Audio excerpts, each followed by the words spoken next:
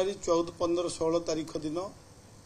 Bermuda पड़ियाठार आयोजन होबाकू जाउछि। Are जो मुख्य उद्देश्य रही जे आमे किपरि भावरे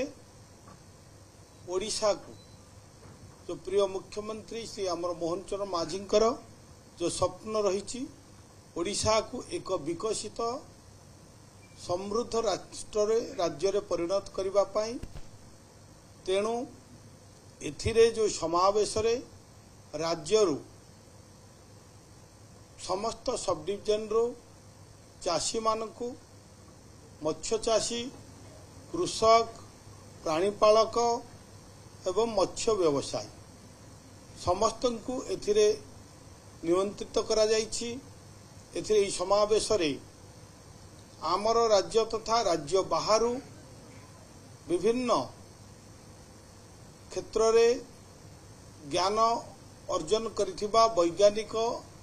जो माने एक्सपर्टर रहिचंती अभिज्ञता संपन्न व्यक्तित्व समस्ते एथिरे जोग देबे एवं कृषि कृषकर विकास सहित मत्स्य चाष एवं प्राणी पालन क्षेत्र रे किपरि भावरे ओडिशा आउरी अग्रगति करिवो एवं विकसित समृद्ध राष्ट्र रे जो परिणत हबो आमर विभाग मध्य सेथिरे अग्रगण्य भूमिका ग्रहण करिवो। एवं सबुठो बड़ कथा होची ए समावेश को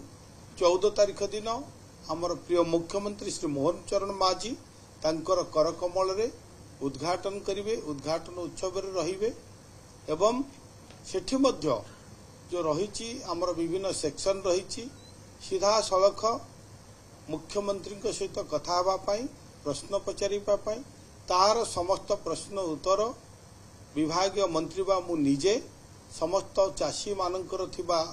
मनर जो संदेह सरकारंकर जो विभिन्न योजना जो किपरि भाव रे लोकंक पाखरे पहुंची पारिबो जो आमर प्रिय प्रधानमंत्री जो लक्ष्य जे आमे जो अंत्योदय कथा आमे कहूचे समाजर अंतिम वर्गर थिबा लोकटी को किपरि आमे अर्थात समाजर शेष स्थान रे थिबा शेष धाड़ी रे थिबा लोकटी को आमे समाजर मुख्य स्रोत रे शामिल करिबा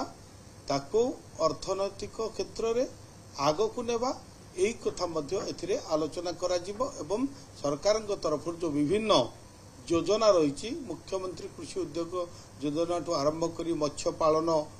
मत्स्य चाष पशुपालन कुकुड़ा चाष अनेक कथा एथिरे आलोचना करा जिवो। अनेक चाषी मध्य जो माने उद्योगी रहिचंती जो माने एथिरे सफल चाषी रहिचंती सेमानक मध्य वार्तालाप करा जिवो। तेणु आमर ये जो लक्ष्य रही मत्स्य जो पशु संपद प्राणी संपद विभाग तरफ ये जो समावेश को आयोजन